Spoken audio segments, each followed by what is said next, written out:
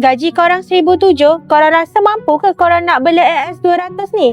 Jom kita buat kira-kira. Motor ni korang boleh ikat 5 tahun dengan kosong muka RM245 sahaja bulanan. Untuk rotek dengan insurans motor ni pula RM450 untuk setahun. So sebulan korang bagi RM37 je sebulan. Untuk tangki minyak motor ni pula dia 10 liter. Tak besar sangat, tak kecil sangat. So sebulan minyak korang kena prepare dalam RM80.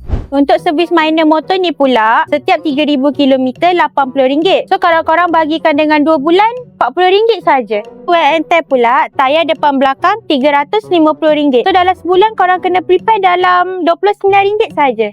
Untuk belting motor ni pula, anggaran harga RM130. So sebulan korang kena prepare dalam RM10. So lepas kita kira-kira tadi, anggaran bulanan motor ni bawah RM500 saja. Korang rasa mahal ke murah? Kalau korang berminat, korang isi form kat beg biru sekarang. Motor ni pun ready stock tau. Kita free delivery seluruh Semenanjung Malaysia.